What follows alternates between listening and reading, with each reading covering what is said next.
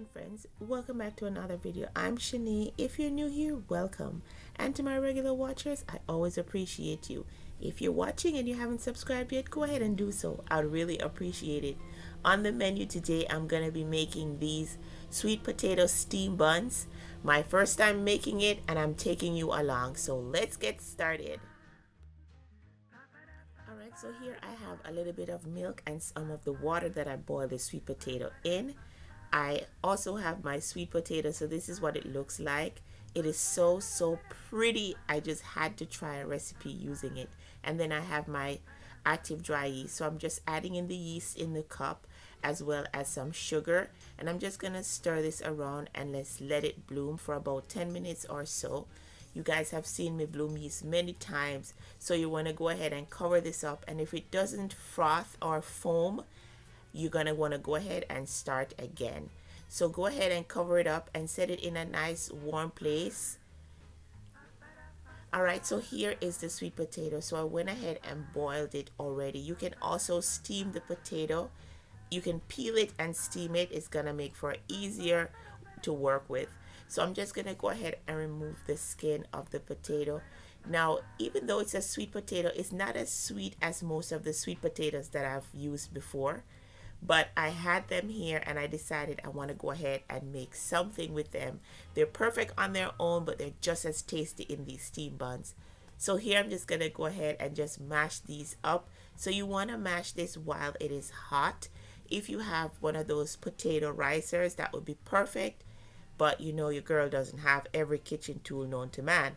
So I'm just going here and use my fork. So I'll let this cool off while I work on the flour. So here in the bowl, I have about 3.5 cups of bread flour, and I've just added a bit of salt. So our yeast is bloomed, so now I'm just gonna go ahead and get it mixed with the dry. I'm just adding here 2 tablespoons of avocado oil, or you can use any oil that you have.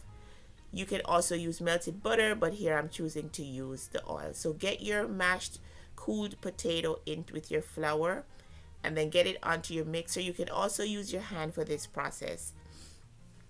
So go ahead and pour on your yeast mixture and get that in there, and this is gonna mix for about 5 or so. We're gonna go ahead and mix this until it comes together and the dough leaves the side of the bowl. And if you're using your hand, you're going to want to really work your dough for about 10 to 12 minutes or so. Really get some arm muscle in there. It can be done. So this looks good, so I'm just going to go ahead and get this out of the mixer here.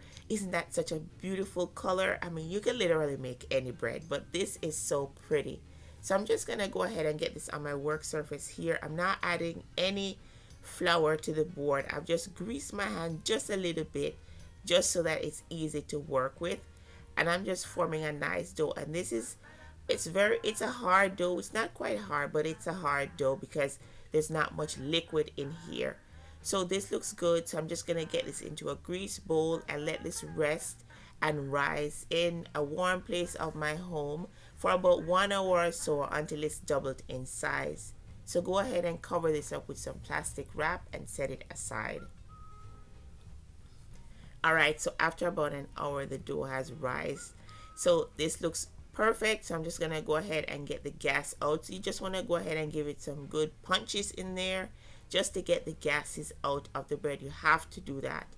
So next, I'm just going to go ahead now and just divide this up into, I think I got about 8 pieces. But you can also get about 10 pieces from this dough here. So I'm just going to divide this up and then start working with each individual roll as I go. You can make these in dinner rolls, and then you could have 12 dinner rolls from this recipe. But because I'm steaming them, I want them to be on the bigger side.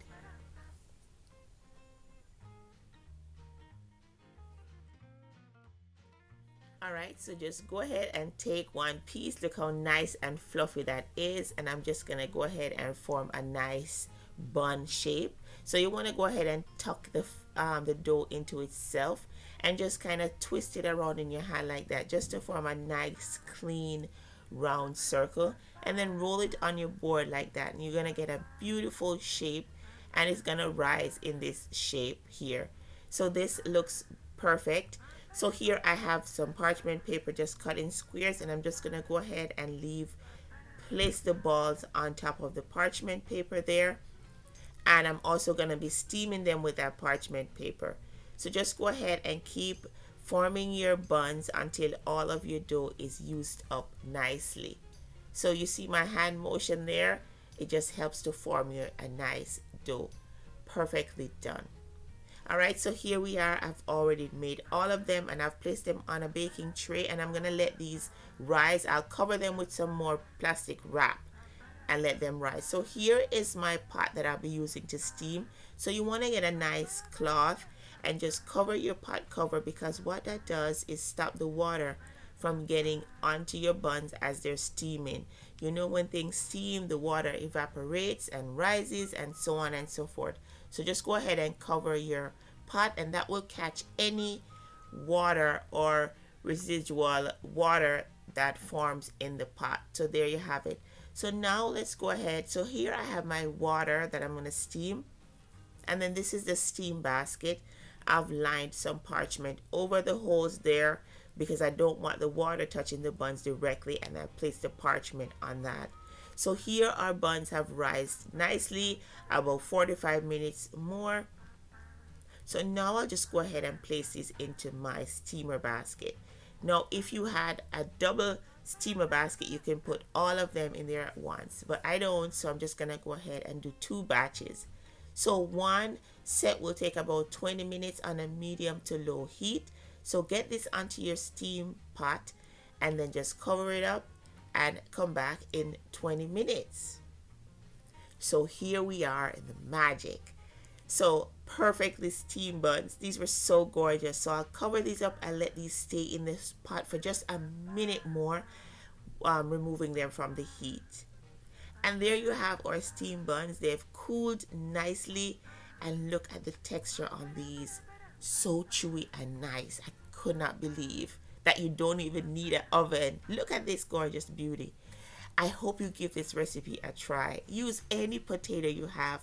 Use the steam method. They're absolutely chewy, soft, and delicious. Thank you so much for watching. Please subscribe before you go. Drop me a nice comment and tell me how good I did. I really do appreciate you all. Bye for now.